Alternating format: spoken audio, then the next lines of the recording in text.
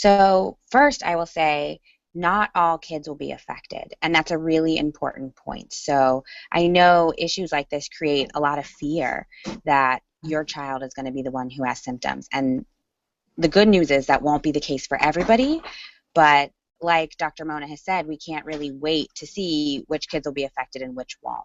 And so for all parents who are concerned, things you can start doing at home now are talking to your kids. Kids' brains respond wonderfully to engagement with parents. So talk to them, sing to them, read them stories. That's how they learn language. That's how they get smarter. It's how their brain grows. The other things you can do is to see your doctor regularly.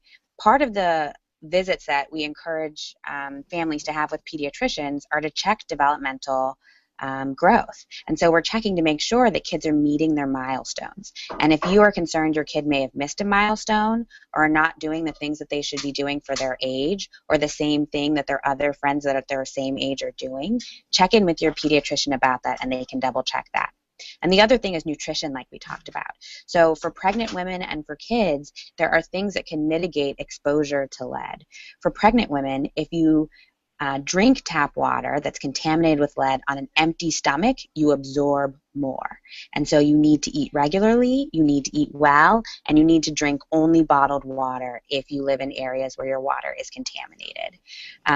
For infants, their formula should be prepared with bottled water. Do not use the tap water, and don't use water with electrolytes in it. I know some people are offering free bottles of like vitamin water or Gatorade. Because babies' bodies can be very sensitive to electrolyte changes, it has to be regular water, but we want to use bottled water. And then for other kids, it's foods high in vitamin C, iron, and calcium, which will decrease their risks of exposure. And then check in with your schools. Schools, part of what we want the response from local government to be is to provide more services, to make sure that kids are getting looked after well at school, that people are succeeding, they're achieving, they're passing their grades on time. And for kids that you worry about aren't meeting those milestones, checking in with your school too to make sure you can get any additional support you can.